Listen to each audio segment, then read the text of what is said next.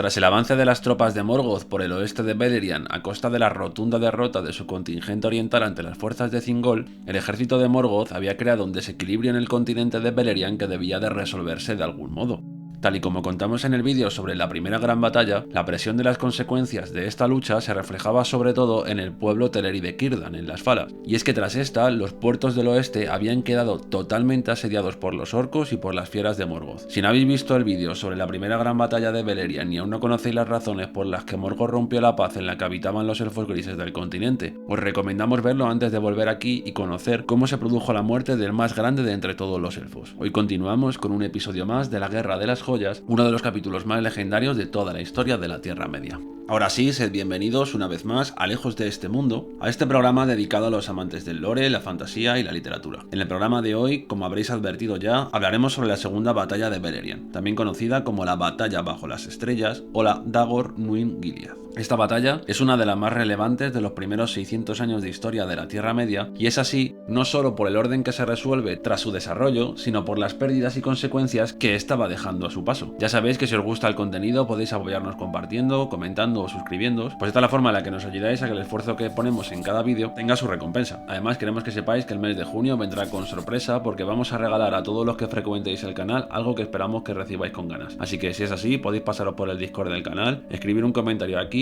o comentad para que os apuntemos para dároslo cuando salga. Una vez dicho esto, sin más dilación, comenzamos. Empecemos por el principio. En primer lugar, es obligatorio recordar que los hechos que narraremos están situados un par de años antes del comienzo de la primera Edad del Sol, casi más de 7000 años antes de los acontecimientos del Señor de los Anillos. Pero estos hechos, aunque lejanos, influirán en el futuro de la saga de una forma muy determinante. Nos situamos en torno al año 1497 de la Edad de los Árboles, es decir, poco antes del alzamiento de la Luna y del Sol. Tal y como explicamos en otro lugar, tras haber Melkor quitado la vida a los dos árboles, haber huido junto a la gran araña del vacío Ungoliant hacia la Tierra Media, y una vez que los hijos de Fëanor realizaron lo que más tarde fue conocido como el Juramento de Fëanor, gran parte de los Noldor marcharon hacia el este para cruzar el mar y viajar así a la Tierra Media. En esta comitiva, Fëanor y los suyos iban en vanguardia, su hermano Fingolfin y sus hijos, con la mayor parte del pueblo de los Noldor, le seguía algo detrás y por último, Finarfin cerraba la comitiva. Hay que decir que ya en este momento el hijo de Finwë que más simpatía despertaba en su pueblo era Fingolfin el Valiente.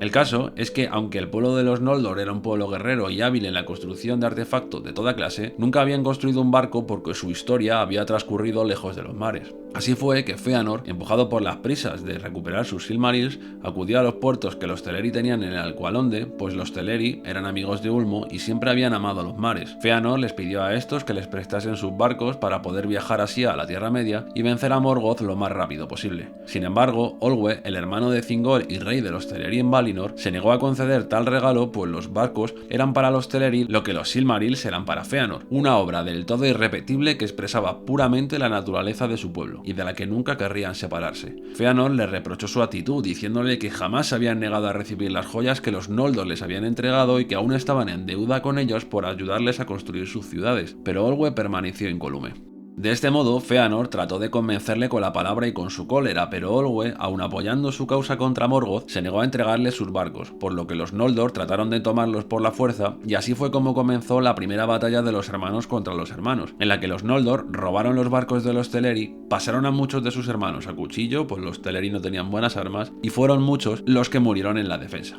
Los principales causantes de esta atrocidad que jamás olvidarían los Valar fueron ante todo la familia de Fëanor y sus hijos, pero aunque la hueste de Fingon venía más atrás y no participó del todo en ellas, al ver que las tropas de su tío estaban en conflicto y sin conocer los motivos de la refriega, entraron rápido en batalla pensando que los Teleri les estaban impidiendo su huida hacia la Tierra Media. De este modo, los Noldor, unos más y otros menos, formaron parte del robo de los barcos de los Teleri y tras la matanza del Alqualonde se dirigieron en ellos hacia el norte, para viajar con premura hacia la Tierra Media. Esta matanza no forma parte de la segunda batalla de Beleriand como tal, pero es un antecedente que es indispensable para conocer todo lo que pasará a continuación. Muchos barcos se hundieron, pues algunos de los espíritus del mar, como Winen, eran amigos de los Teleri y se habían enfurecido al ver lo que los Noldor habían hecho. Sin embargo, la mayor sentencia contra los Noldor llegaría cuando, subido en un alto promontorio de roca en las costas abruptas de Valinor, apareció Mandos, el Vala y el dios del destino, una figura severa y sumamente temible que maldijo para siempre a los Noldor por la sangre que acababan de derramar en la tierra bendecida.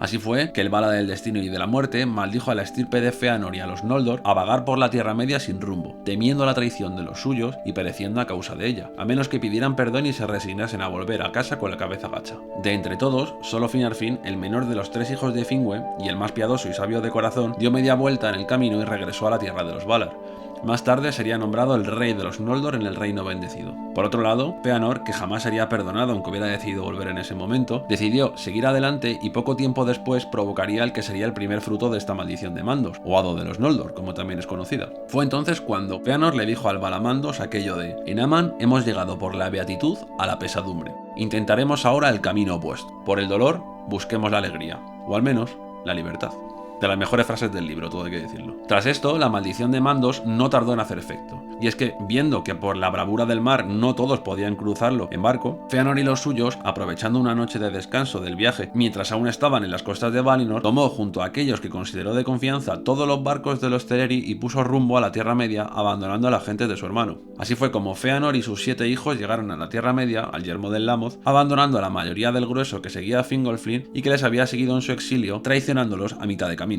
Cuando tocaron la tierra, Maedhros, el hijo mayor de Fëanor, le preguntó a su padre sobre quién se encargaría de viajar de vuelta para recoger al resto de su pueblo, pues Maedhros pensaba de verdad que su padre tenía buenas intenciones. Sin embargo, y como respuesta, Fëanor mandó quemar todos los barcos y naves que se habían robado a los Teleri en la bahía del Losgar, obligando a su hermano Fingolfin a cruzar la Tierra Media a través del norte por las heladas tierras del Elcaraxe, condenando a gran parte de su pueblo a un viaje que provocaría muchas muertes. De este modo llegaron los Noldor de Fëanor a la Tierra Media, con traición y en silencio, como criminales, y cuando llegaron a la Tierra Media gritaron con tal cólera que sus voces viajaron muy lejos y hasta Morgoth se vio impactado por ellas. Fingolfin y sus gentes descubrieron la traición de Fëanor al ver la gran columna de humo que brotaba desde el otro lado del mar, y desde entonces un amargo sentimiento de rabia afloró contra el pueblo de Fëanor. Sin embargo, no solo Fingolfin se percataría de la llegada de los Noldor a Beleriand, pues bajo un cielo de estrellas, sin sol ni luna en el firmamento, los vigías y los orcos de Morgoth avisaron a su señor de su llegada. De este modo, Melkor trazó una ofensiva rápida sobre Fëanor con el propósito de pillarle desprevenido. Fëanor había acampado en el lago Mithrin cuando una gran tropa de orcos lo atacó en plena preparación del campamento. Las fuerzas de los orcos superaban en mucho numéricamente a los de los Noldor, y en todos los textos se subraya y recalca que la proporción de elfos a orcos era muy superior en favor de estos últimos. Sin embargo, los Noldor, furiosos por la ofensiva de Melkor, con el brillo de Valinor aún en sus ojos y valiéndose del uso de las armas que superaban en mucho en calidad a lo de los orcos, barrieron a su enemigo y le obligaron a batirse en retirada. Esta batalla fue conocida como la Dagor Nuin Gilead, o batalla bajo las estrellas. Y es que por aquel entonces el sol y la luna aún no se habían elevado en el firmamento para combatir la oscuridad sobre la tierra, factor que quería aprovechar desde luego Morgoth mientras le fuera posible. Cuando los Noldor rechazaron a los orcos de los márgenes del Mithrin y Hildum, estos continuaron su persecución hasta la misma llanura del Ardgalen, al sur de la fortaleza de Melkor en Angband y al norte de las montañas de Dorthonion. A estas tropas de orcos en repliegues se le habrían unido, tal y como se sugiere en la Guerra de las Joyas y se cuenta en el Silmarillion, las tropas que desde el final de la primera batalla de Beleriand cercaban los puertos de Círdan en las Falas, por lo que la llegada de Fëanor a la Tierra Media, por mucho que perjudicase al pueblo de Fingolfin, terminó favoreciendo a los Faladrim al obligar a los orcos a replegarse y terminar con su sitio.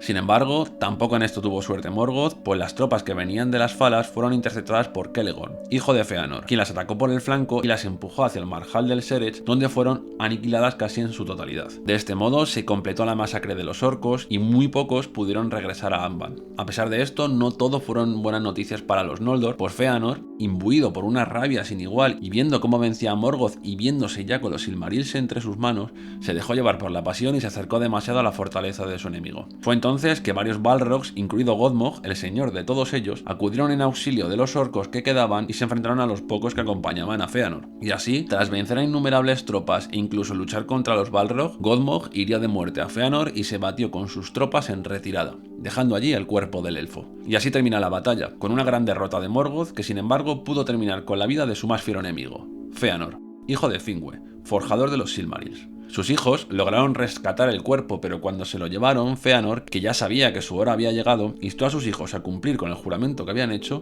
maldijo a Melkor 3 veces y murió, siendo su cuerpo consumido por una llama que debió de nacer de la fiereza de su espíritu. Y así fue como murió el más poderoso de los Noldor, por cuyas hazañas obtuvieron a la vez más alta fama y la más grande de todas las aflicciones, Las consecuencias de la guerra fueron las siguientes. Solo haremos hincapié en algunos puntos porque de ello hablaremos o ya hemos hablado en otros vídeos que os vamos a dejar en la descripción. Se produjo el reencuentro entre los Sindar y los Noldor, cuyos pueblos se habían separado hacía más de 365 años de Valinor, es decir, 3600 años solares aproximadamente, y cuyas lenguas se habían separado también mucho con el tiempo. Ambos pueblos se alegraron de encontrarse, por lo que tiempo después se celebró la famosa fiesta de la reunión en la que comenzaron a surgir alianzas y algunas de las principales intrigas que más tarde se prolongarían en los reinos. En segundo lugar, la casa de Fëanor pierde a su caudillo, por lo que la corona recae sobre su primogénito, Maedhros. Sin embargo, este fue raptado poco después por las tropas de Morgoth en una falsa embajada de paz a la que ambos habían acudido más armados de la cuenta, por lo que desapareció por un tiempo. Poco después, Fingon, hijo de Fingolfin, lo salvaría de la torre a la que Morgoth lo había colgado. Tuvo que cortarle una mano, pero oye, mejor que estar colgado de la torre.